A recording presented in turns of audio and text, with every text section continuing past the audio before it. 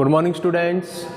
बच्चों, previous class में monosporic embryo से स्टार्ट किया था, जिसके अंदर अपने पढ़ा था कि जो मोनोस्पोरिक टाइप के जो एम्ब्रियोसेक हैं या फीमेल गैमेटोफाइट हैं वे दो प्रकार के होते हैं। दो प्रकार कौन कौन से थे?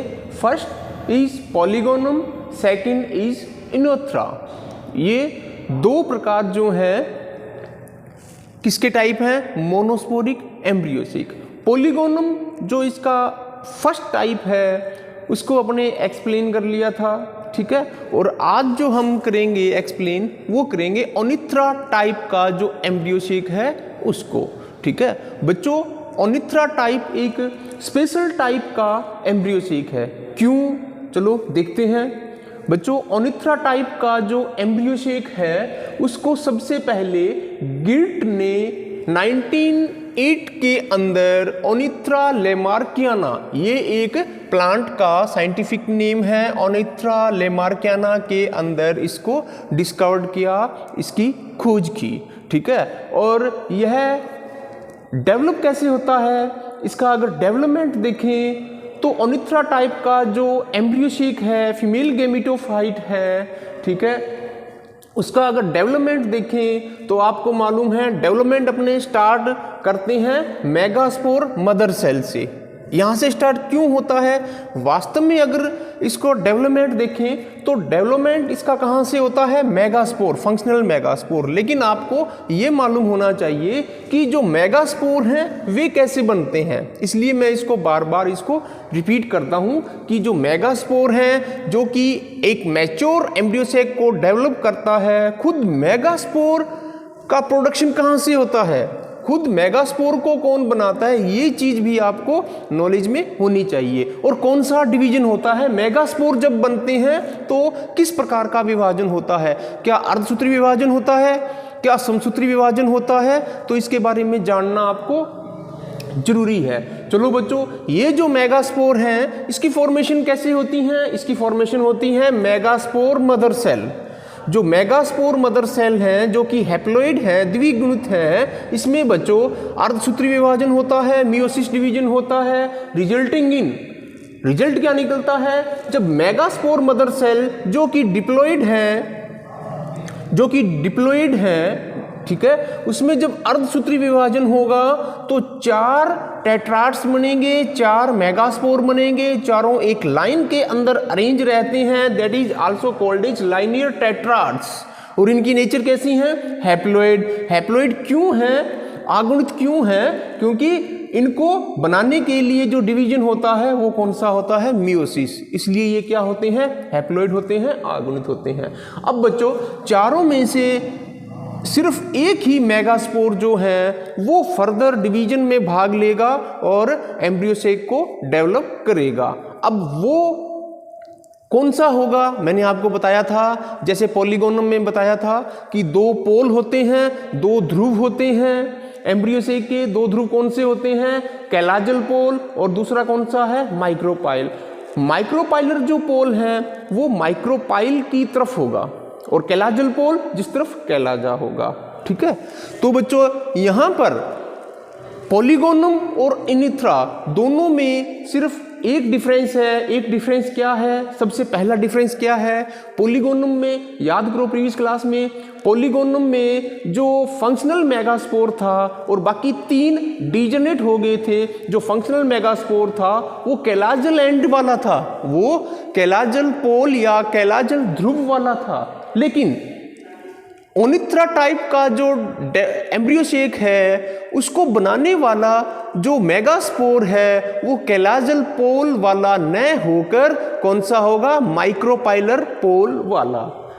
एक डिफरेंस इसमें यह है, ठीक है। चलो बच्चों, इसमें जो फंक्शनल मेगास्पोर है जो कि आगे विभाजन में भाग लेकर ओनिथ्रा टाइप का डेवलपमेंट करेगा, एम्ब्रियोसेक को बनाएगा, तो वो फंक्शनल मेगास्पोर कौन सा होगा? माइक्रोपाइलर पोल वाला, ठीक है, इसलिए इसको क्या बोलते हैं, ओनिथ्रा टाइप का एम्ब्रियोसेक।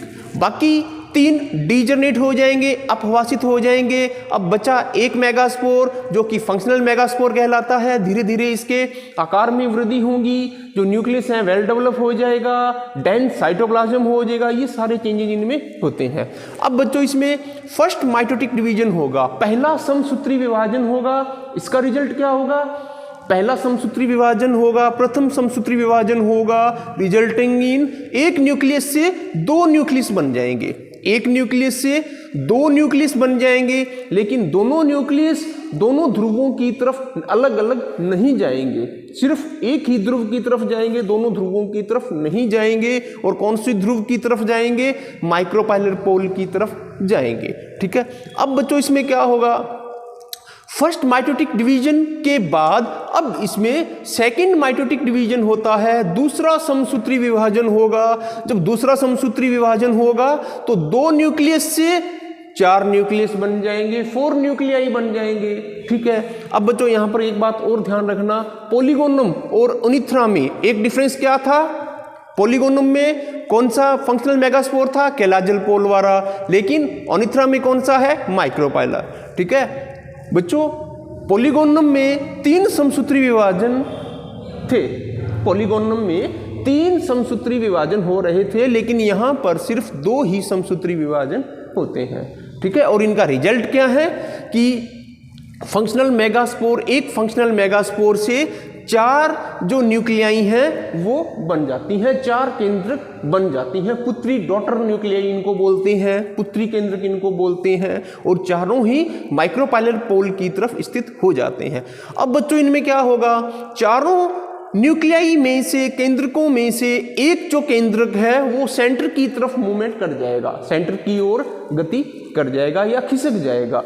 तो पीछे कितने बचे, 3 न्यूक्लियस। ठीक है, जो न्यूक्लियस सेंटर की तरफ मूवमेंट करेगा, गति करेगा, वहां जाकर ये किस में कन्वर्ट हो जाता है, सेकेंडरी न्यूक्लियस में कन्वर्ट हो जाता है, सेकेंडरी न्यूक्लियस में कन्वर्ट हो जाता है। और जो बचे 3 न्यूक्लियस वो 3 सेल के अंदर कन्वर्ट हो जाते हैं। 3 सेल में से बीच वाली जो सेल हैं वो कुछ आकार में बड़ी होती हैं, that is also called is egg cell, और उसके पास 2 स्थित लगभग एक जैसी सेम साइज वाली जो सेल्स हैं, that is also called as synergid cells. तो इस प्रकार एक एग सेल, 2 सिनर्जिड सेल्स, तीनों मिलकर एग एपरेटस की फॉर्मेशन करती हैं, अंड उपकरण की फॉर्मेशन करती हैं। ठीक है, तो बच्चों इस प्रकार एक मैच्योर गैमेटोफाइट या फीमेल गैमेटोफाइट या एम्ब्रियोसेक का डेवलपमेंट हो जाता है, जिसमें न्यूक्लियस की संख्या कितनी है,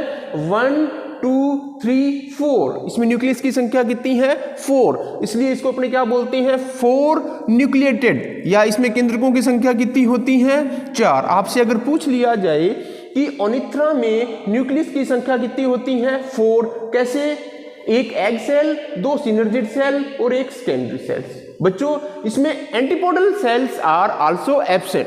सिर्फ ओनिथ्रा टाइप का जो एम्ब्रियोसेक है उसमें एंटीपोडल नहीं मिलती, एंटीपोडल जो सेल हैं, कोशिकाएं हैं, वे नहीं बनती, इसलिए इसमें क्या है, एब्सेंट होती हैं। यहां पर देखो एब्सेंट है ना, जो कैलाजल पोल है जिस तरफ एंटीपोडल सेल्स मिलती हैं वो पोर्शन खाली है, क्यों, क्योंकि इसमें एंटीपोडल सेल्स नहीं मिलती, इसलिए मैंने लिख दिया ओनिथ्रा, आगे मैंने लिख दिया antipodal cells are also absent in oenothera type embryo sac.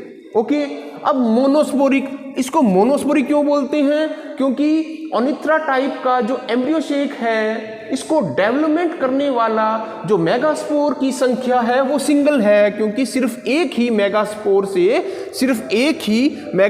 से ओनिथ्रा टाइप का जो एम्ब्रियोसेक है, फीमेल गैमेटोफाइट है, उसका परिवर्तन होता है, इसलिए इसको क्या बोलते हैं, मोनोस्पोरिक प्रकार का एम्ब्रियोसेक। बच्चों इसमें एक बात आपने ध्यान रखनी है कि न्यूक्लियस की संख्या 4 है, देखो 1 2 3 4, न्यूक्लियस की संख्या 4 है, एंटीपोडल सेल इसमें नहीं पाई जाती, और ये कैसा है, मोनोस्पोरिक प्रकार का है। तो बच्चों ये था डेवलपमेंट ऑफ ओनिथ्रा टाइप का एम्ब्रियोसेक या फीमेल गैमेटोफाइट। बच्चों नेक्स्ट लेक्चर में अपने क्या करेंगे, मोनोस्पोरिक कंप्लीट हो गए, मोनोस्पोरिक के अंदर पॉलीगोनम को कंप्लीट कर लिया, ओनिथ्रा को कंप्लीट कर लिया, और नेक्स्ट लेक्चर में अपने करेंगे बाइस्पोरिक एम्ब्रियोसेक और फिर करेंगे टेट्रास्पोरिक एम्ब्रियोसेक। Thank you.